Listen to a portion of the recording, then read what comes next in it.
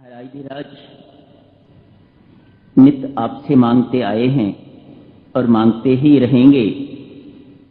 आज भी आपके श्री चरणों में एक मंगता सबके लिए विनती करता है। आपका संबंध तो परमात्मा के साथ है और हमारा संबंध महाराज आपके साथ है। आपकी प्रार्थना पर ब्रह्म परमात्मा श्री राम आपके राम कभी अस्वीकार नहीं करते। महाराज धीराज आज कहो परमात्मा से, हे परमात्मा देव, ये मेरे संबंधी हैं, इन पर कृपा कीजिएगा। आज अपने जन्म दिवस पर महाराज परमेश्वर कृपा से हमारी सबकी झोलियां भरवा दीजिएगा। आज भी यही मांगते हैं, हमेशा आपसे यही विनती करते रहेंगे। महाराज बड़े आदमी हैं आप, महान हैं, इसलिए आपसे क्या तुच्छ चीजें मांगनी। परमेश्वर की कृपा ही सर्वोपरि है। महाराज धीराज आप सदा कहा करते, परमेश्वर से कभी कुछ न मांगो, उसकी कृपा मांगो, उसकी कृपा में सब कुछ आ जाता है। वही आज आपके द्वार पर हम झोली फैला के बैठे हैं। महाराज धीराज कृपा कीजिएगा, कहिएगा अपने राम से, हे राम ये मेरे संबंधी हैं, इन सब की झोलियां अपनी कृपा से भर दीजिएगा। महाराज पूर्ण विश्वास है, अटल विश्वास है, आपकी प्रार्थना मेरे राम कभी अस्वीकार नहीं करते, नहीं करेंगे। हमारी झोलियां भरी हुई जाएंगी महाराज परमात्मा की कृपा से, आपकी दया से। आप दया करके परमात्मा से प्रार्थना करिएगा हमारे लिए, हमारा कल्याण हो जाएगा। प्रभु कृपा कीजिएगा, कृपा कीजिएगा हम पर, कृपा कीजिएगा, कृपा कीजिएगा। पुनः आप सबको हार्दिक बधाई। आज का ये मांगलिक पर्व सबके लिए शुभ मंगल एवं कल्याणकारी हो, शुभ मंगल एवं कल्याणकारी हो, शुभ मंगल एवं कल्याणकारी हो, शुभ मंगल एवं कल्याणकारी हो।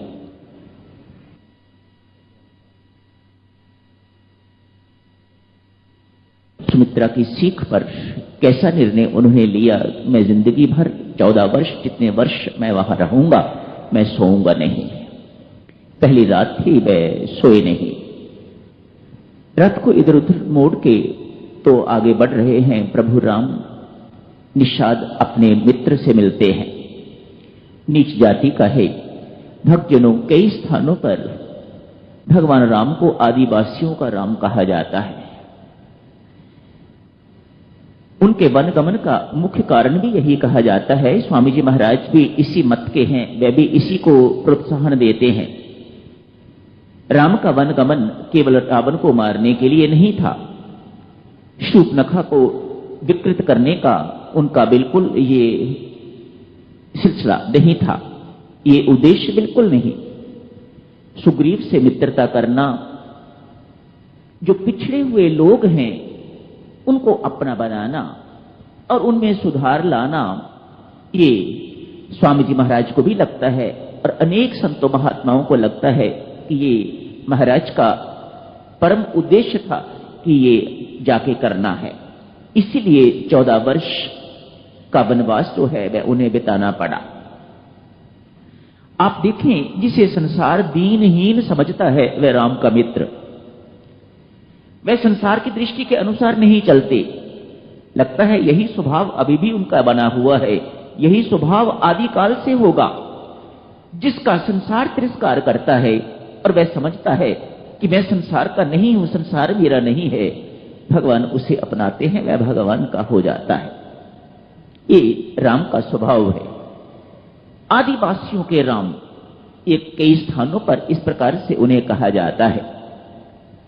उनके संपर्क में लोगों ने शराब पीनी बंद कर दी। उनके सानिध्य में, उनकी कृपा से लोगों ने हिंसा करनी बंद कर दी।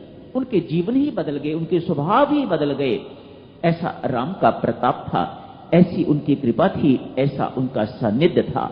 और लगता है इसी काम के लिए वह छोटे से छोटा भक्तजनों रामचरित्र पढ़ो तो लगता है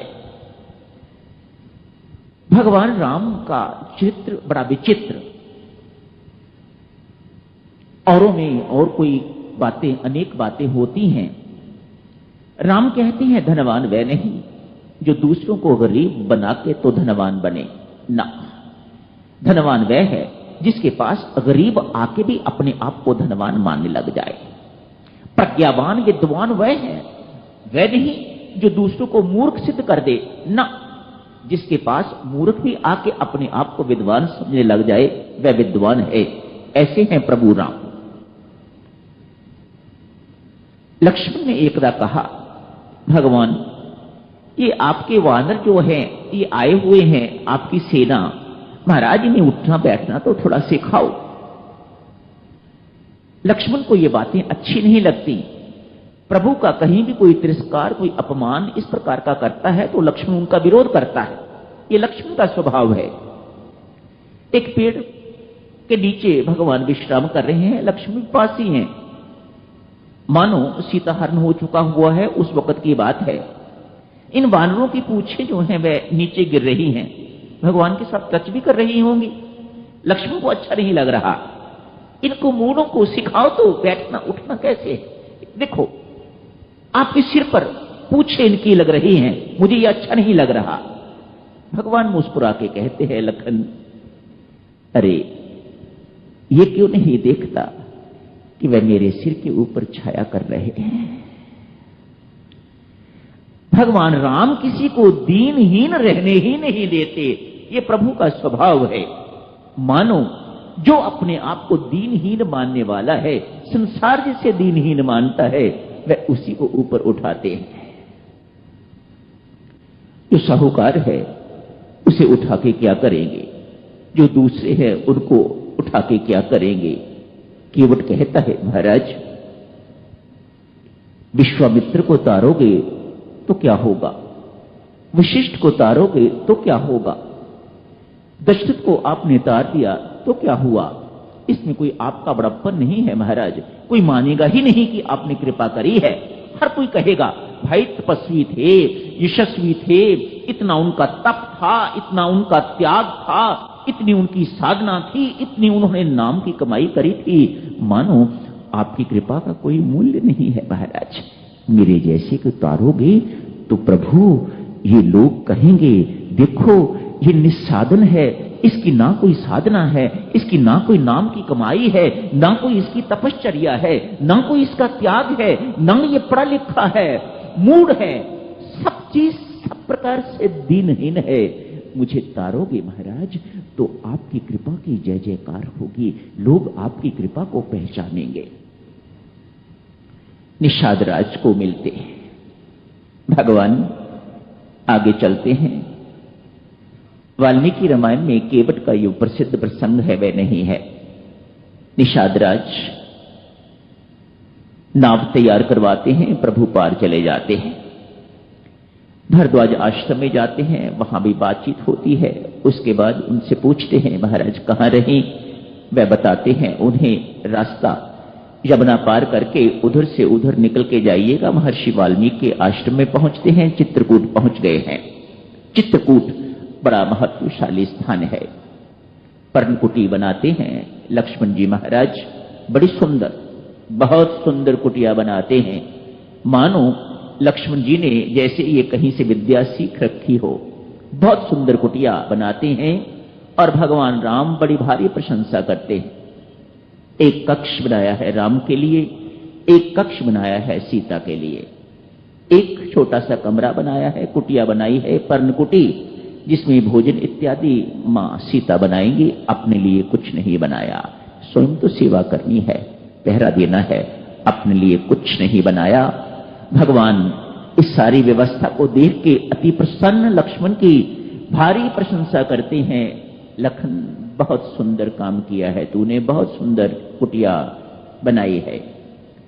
चित्रकूट में भगवान रहना आरंभ कर देते हैं। उधर सूत जी महाराज जो रथ लेके भगवान को छोड़ने के लिए आए हैं वह वापस पहुंच जाते हैं उजड़ी हुई अयोध्या। इस प्रकार राजा के महल में पहुंचते हैं, जाके बातचीत सुनाते हैं। कुशल्या अनवांटेड ऐसी बात पति को कह देती है। उसका बेचारे का कलेजा और दुखी हो जाता है। कुशल्या से कहते हैं, कुशल्या तू तो धर्म कर्म को जानती है, ये एक पत्नी को शोभा नहीं देता कि पति को इस प्रकार के कटु शब्द, दुख देने वाले शब्द जो है वह कहे। ये तूने कैसे कह दिए? मानो राम के दुख में, शोक में तू व्याकुल है, तेरी मति थोड़ी बिगड़ी हुई है, इसलिए ये तेरे शब्द निकले हैं। मैं तुम्हें जानता हूं, तेरा स्वभाव इस प्रकार का नहीं है। तू तो ज्ञानी ध्यानी है, धर्म कर्म के मर्म को ठीक ढंग से समझने वाली है। ये तेरे शब्द नहीं है, पर मेरी किस्मत ही ऐसी, मेरे कर्म ही ऐसे। मां कुशल्या को राजा दशरथ कहानी सुनाते हैं, क्यों ऐसा मेरे साथ हो रहा है? ये मेरे कर्मों का खेल है। ये कर्म गति इतनी बलवान है, इससे कोई बच नहीं सकता। ये करुणा भरी जो कथा आपने अंत में पढ़ी है, ये उसी कर्म का फल कहते हैं। बहुत वर्ष पहले युवक होता था, उस वक्त ये मेरे से कुकर्म हो गया, मेरे से इस प्रकार की हिंसा हो गई, उसी का फल मैं आज भुगत रहा हूं। रानी, जिस प्रकार वे तपस्वी पुत्र के बिना बिलखते हुए मर गए, उन्होंने अपने प्राण त्याग दिए, ठीक इसी प्रकार से मेरे साथ भी होने जा रहा है। उनका तो एक ही पुत्र था, मेरे 4 हैं, लेकिन चारों में इस वक्त मेरे पास कोई नहीं, और उनकी अनुपस्थिति में ही मुझे प्राण अपने त्यागने हैं। मानो उस कर्म का फल जो है वह आज मुझे मिल रहा है। राजा दशरथ